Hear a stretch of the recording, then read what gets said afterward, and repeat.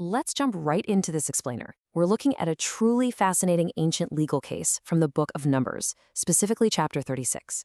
It's a story that perfectly captures this timeless tension between individual rights and community preservation. It shows us exactly what happens when a really progressive legal precedent suddenly collides with harsh, on-the-ground practicality.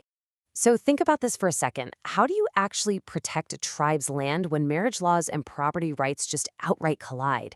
That question is the absolute beating heart of today's case study. We're going to see exactly how a celebrated legal victory suddenly threatened the territory of an entire ancient tribe, and how their leadership literally had to scramble to fix it before it was too late. Okay, to really understand this crisis, we have to start with the groundbreaking precedent that caused it. There was this man named Zelophehad, and when he died without having any sons, his 5 daughters successfully petitioned for his inheritance. Now, in the ancient world, this was massive, a huge victory for individual property rights that ensured these women weren't just left destitute. But, as we're about to see, solving that one problem inadvertently created a much, much bigger one. Enter the chief fathers of Gilead. These were descendants of Joseph from the tribe of Manasseh, and they spotted a frankly terrifying constitutional loophole. See, if these newly land-owning women were to marry men from outside their tribe, their property rights would legally transfer out of Manasseh and right into their new husbands' tribes. It's basically a zero-sum game, right? Their home tribe loses ancestral land while the husband's tribes gain it.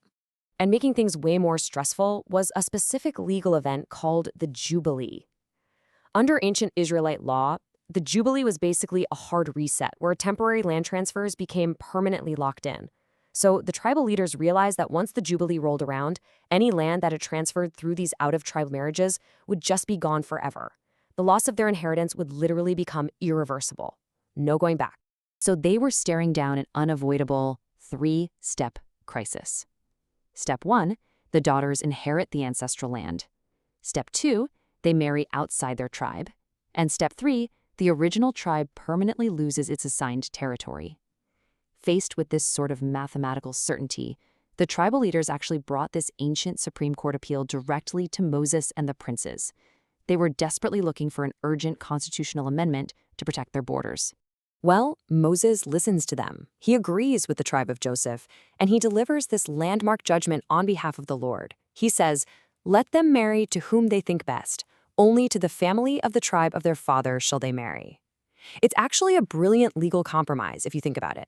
It completely protects the women's agency. They can marry whoever they think is best, but it strategically restricts that pool of candidates to make sure the tribe retains its land. And this ruling didn't just stop with one family. It officially became a universal law for all Israelites. Decreed right out there in the plains of Moab by the Jordan River near Jericho, this new blanket law stated unequivocally that no inheritance shall ever move from tribe to tribe. From that day forward, any daughter who inherits land absolutely must marry within her father's tribe. So, you're probably wondering what actually happened to the women at the center of all this. Well, honoring the new decree, the 5 daughters of Zelophehad, Mala, Tirzah, Hoglah, Milcah, and Noah, all chose to marry their cousins.